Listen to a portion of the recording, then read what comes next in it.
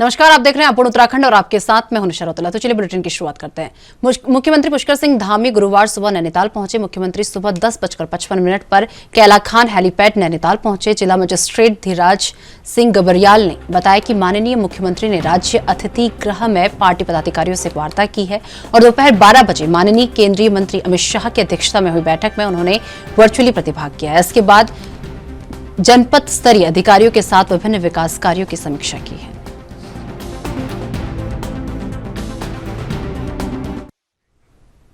लालकुआं में पिछले 2.5 महीने से स्थायी नियुक्ति की मांग को लेकर धरने पर बैठे आंदोलित सेंचुरी पेपर मिल के श्रमिकों का सब्र अब जवाब देने लगा है। आपको बता दें, वहीं सेंचुरी पेपर मिल के आंदोलित श्रमिकों और उनके सैकड़ों समर्थकों ने धरना स्थल पर गोला रोड रेलवे क्रॉसिंग तक जोरदार नारेबाजी के साथ जुलूस निकाला और धरना स्थल पर सेंचुरी पेपर मिल प्रबंधन का पुतला भी फूंका और इस मौके पर कांग्रेस नेता भी मौजूद रहे।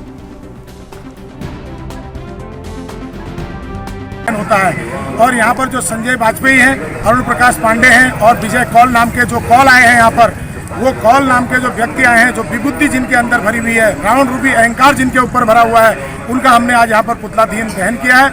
71 दिन हो गए हैं और 10वां दिन आज आमरण अनशन का है। पुनीत हमारे जोशी जी यहाँ पर श्रमिक जो है वो आमरण अनशन में बैठे हुए हैं। हमारी मांग एक ही है कि आप हमारे जो स्थानीय लोग हैं, जिनने 10-12 साल आपके टाइम ऑफिस में गुजार दिए हैं, आप उनको परमानेंट करिए और अगर उनको परमानेंट करिए और साथ में जो गंदा नाला आपने बहा रखा है यहाँ पर, जिसकी आप एक वन विभाग की त्रुटि बना करके हमेशा राजनीति करते हो कि कहते हो वन विभाग परमिशन नहीं दे रहा है। आपने परमिशन मांगी कब वन विभाग से?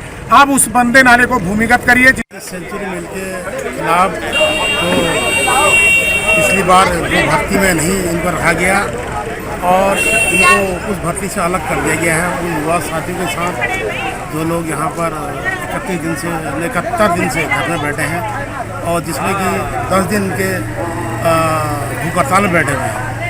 आज इन्होंने एक पुतला दहन कार्यक्रम रखा है। जैसे कि आपको जानते हैं कि पूरा हिंदुस्तान में रावण का दहन हो रहा है, उसी तरीके से प्रबंधक और जो मैनेजमेंट है, इनके पुतले जलाए गए हैं और आज जो हम लोग इनको समर्थन देने के लिए यहाँ सभी लोग जनप्रतिनिधि और सभी समर्थक पार्टियाँ अपनी तरफ से दे रही है।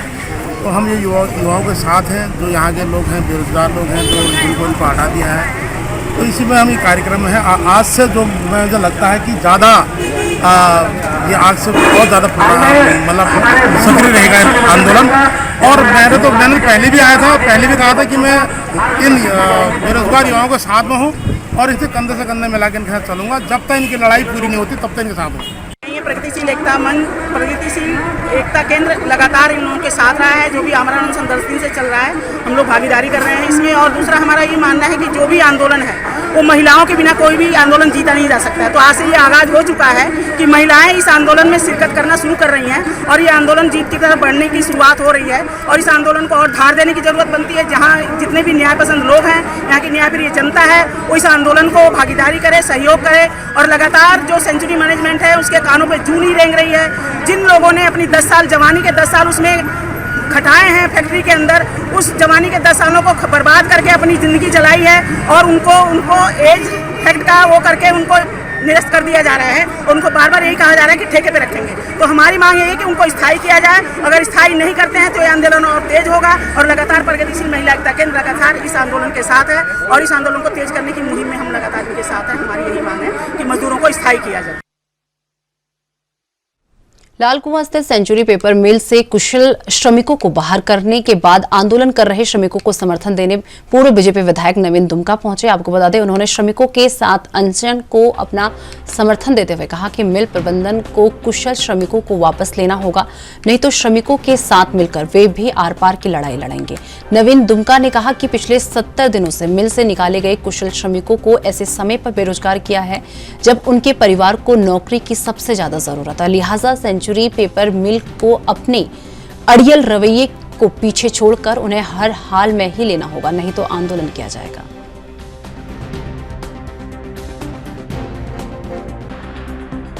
के अंदर 8-10 साल से काम कर रहे ITI पास लड़कों के एक समूह का ये धरना यहाँ पर आज 70 दिन इसको हो चुके हैं। आमरण अनशन को भी 10 दिन हो चुके हैं और चौथा आंदोलनकारी आमरण अनशन पर आज बैठा हुआ है।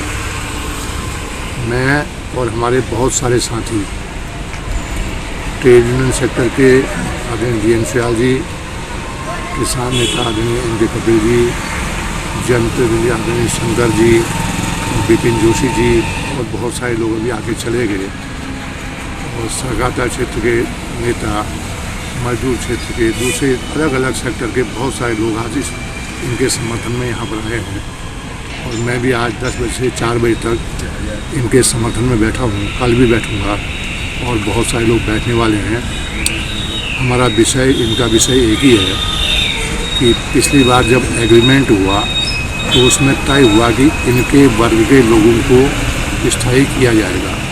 उसमें किसी प्रकार की कोई शर्त नहीं थी, लेकिन मैनेजमेंट ने जब स्थायी करने का समय आया तो इनके साथ 35 वर्ष की उम्र सीमा लगा दी और ट्रेड का विषय रख दिया कि कौन कौन सा ट्रेड लेंगे, किसको नहीं लेंगे। ये निश्चित रूप से एक अनावश्यक, अन्यायपूर्ण और मनमानी का तरीका था, जिसके खिलाफ इन लोगों ने आंदोलन शुरू किया और हम सब इनके समर्थन में यहाँ पर आए हुए हैं।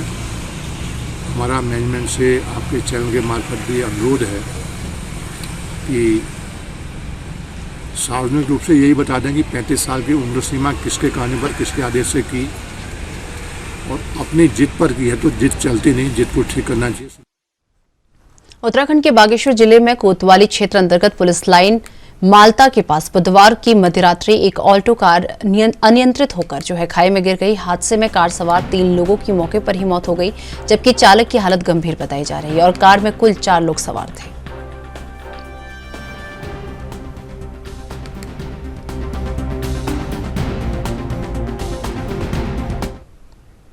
कोटद्वार बीरोखाल ब्लॉक के सिमड़ी गांव के निकट बारातियों से भरी बस के दुर्घटनाग्रस्त होने के बाद घायलों को कोटद्वार बैस अस्पताल में भर्ती कराया गया है।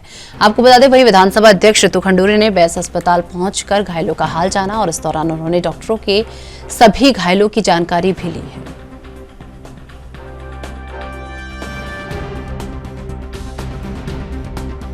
बॉडी गढ़वाल में जो कल बस का हादसा हुआ है, यहाँ पर कुछ हमारे पेशेंट्स आए हैं जो घायल हुए थे और कोटद्वार में उनका इलाज चल रहा है। यही देखने आए थे कि इलाज ठीक ठाक हो और जो हमारे घायल लोग हैं वो जल्द से जल्द ठीक होकर अपने घर की तरफ चलें। तो मैं यहाँ आज कोटद्वार बेस हॉस्पिटल में उन्हें देखने आई थी और इलाज ठीक से चल रहा है।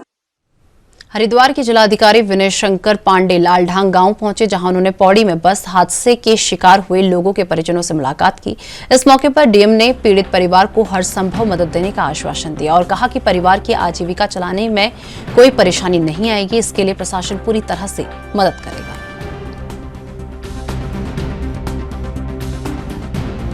ये जो घटना हुई है इसको शब्दों में बयान करना बड़ा मुश्किल है। एक परिवार जो अपने वैवाहिक कार्यक्रम जैसे खुशी के कार्यक्रम में शामिल होने जा रहा है और अचानक इतनी बड़ी विपदा आ जाए, और जैसा कि पता लगा है करीब 15-16 लोगों की डेथ इसी गांव से हुई है। मैं समझता हूं कि इससे दुखद और विपदाग्रस्त कोई बात हो नहीं सकती। और जिसकी यहाँ शादी थी उनकी माताजी से और उस लड़के से भी मैंने मुलाकात की जिसके बड़े भाई की भी डेथ इसमें हो गई, और बड़ा गमगीन और दुखद माहौल है और काफ़ी गरीब परिवार है, ये मैंने खुद देखा है। और ये मानकर चलिए कि एज ए जिलाधिकारी मैं आश्वस्त मैंने इनके परिवार को भी किया है कि इनको किसी तरह की कोई दिक्कत नहीं आने देंगे। और इनकी मैंने शैक्षणिक योग्यता वगैरह भी पूछी है। अभी ये माहौल नहीं है कि इनसे हम कुछ और बात करें। मैंने इनसे कहा है कि आप जो भी अंतिम संस्कार और जो भी रिचुअल्स होते हैं उसको पूरा करके 5-6 दिन में थोड़ा सा नॉर्मल हो जाएं, तो इनको मैं कलेक्ट्रेट बुलाऊंगा। और ये मैं आश्वस्त कर रहा हूं कि घर की रोजी रोटी अच्छे ढंग से चलेगी। अंतिम उत्तराखंड मौसम विभाग ने एक बार फिर बारिश के लिए रेड अलर्ट जारी किया है। आपको बता दें कि मौसम विभाग के मुताबिक 6 और 7 अक्टूबर को प्रदेश के कई जिलों में भारी बारिश हो सकती है और वहीं कुमाऊं मंडल के जनपदों में कहीं कहीं गर्जन के साथ आकाशीय बिजली गिरने की संभावना है। जानकारी के मुताबिक आपको बता दें कि 6 अक्टूबर को कुमाऊं मंडल के कई जिलों में कहीं कहीं गर्जन के साथ बिजली चमकने की घटनाएं हो सकती हैं और कई क्षेत्रों में भारी बारिश की जो है आशंका जताई जा रही है। ऐसे में विभाग ने कुमाऊं मंडल के लिए ऑरेंज अलर्ट जारी किया है और साथ ही कुमाऊं मंडल से सटे गढ़वाल के लिए कुछ इलाकों के लिए भी भारी बारिश का रेड अलर्ट जारी किया गया है। वहीं 7 अक्टूबर को राज्य के रुद्रप्रयाग, टिहरी और उत्तरकाशी जिलों में कहीं कहीं भारी बारिश की संभावना है। जानकारी के मुताबिक आपको बता दें कि 6 अक्टूबर को कुमाऊं मंडल के कई जिलों में कहीं कहीं गर्जन के साथ बिजली चमकने की घटनाएं हो सकती हैं और कई क्षेत्रों में भारी बारिश की आशंका है। ऐसे में विभाग ने कुमाऊं मंडल के लिए ऑरेंज अलर्ट जारी किया है और साथ ही कुमाऊं मंडल से सटे गढ़वाल के कुछ इलाकों के लिए भारी बारिश का रेड अलर्ट जारी किया है।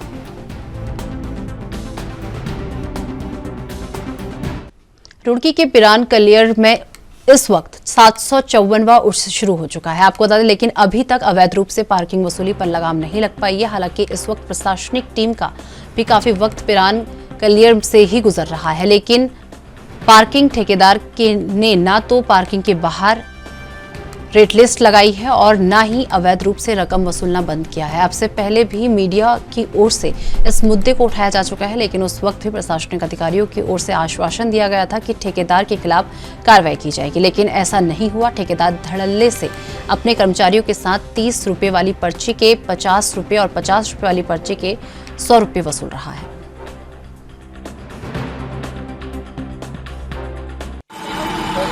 आप कहाँ से यहाँ पहुँचे और आपकी पार्किंग की रसीद कितने की काटी गई थी?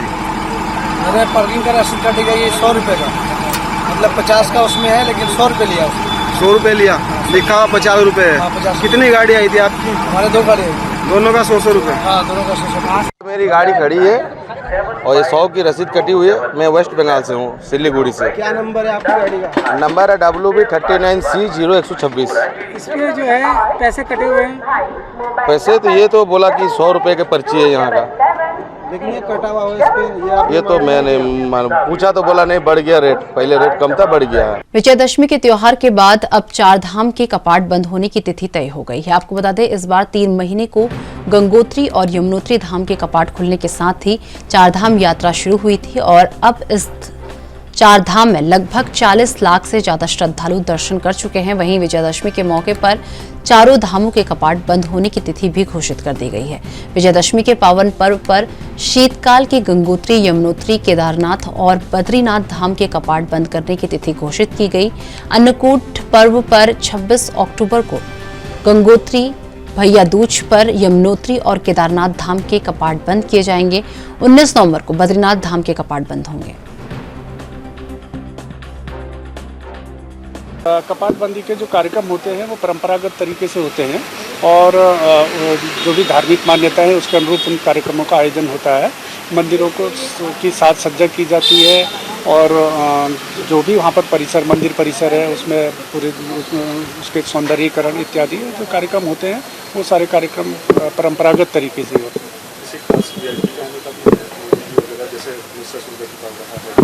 देखिए, आप देख रहे हैं कि लगातार जो हमारे धाम है उनमें तमाम जो बड़े नेता हैं, अन्य जो वीवीआईपी हैं वो आ रहे हैं और मोदी जी का जिस प्रकार से केदारनाथ के प्रति उनकी श्रद्धा और आस्था है उसके उस अनुरूप ये रहता है कि वो उनके आने की संभावना रहती है और जैसे कि अभी भी संभावना है कि संभवतः इस वर्ष भी वो केदारनाथ धाम की यात्रा करेंगे, लेकिन अभी ये संभावित है, अभी तक इसकी कोई पुष्ट सूचना या अधिकृत सूचना अभी हमारे पास नहीं है। इतने के अवसर पर धामों को बंद करने की जो तिथि है वो तय की गई और केदारनाथ जी के जो धाम के कपाट जो बंद होंगे वो 26 अक्टूबर को भैया दूज के अवसर पर होंगे। बद्रीनाथ जी के कपाट 19 नवंबर को दोपहर में 3:35 पर बंद होंगे। इस प्रकार से जो अन्य धाम है, मदमहेश्वर जी हैं, तुंगनाथ जी हैं, इनके भी कपाट बंद होने की तिथियाँ निश्चित हो गई हैं और अभी वर्तमान में भी यात्रा जो है बहुत सुचारू तरीके से चल रही है और बड़ी संख्या में श्रद्धालु धामों की ओर आ रहे हैं। विगत वर्षों की तुलना की जाए तो इस वर्ष बड़ी संख्या में तीर्थयात्री इस माह में भी यात्रा में आ रहे हैं और ख़ास करके केदारनाथ जी में जो यात्रियों की संख्या है वो रिकॉर्ड एक नया कायम कर रही है। तो चलिए, मेरे साथ अपन उत्तराखंड में बस इतना ही। देश दुनिया की तमाम बड़ी खबरों के लिए देखते रहिए ANB न्यूज़। नमस्कार।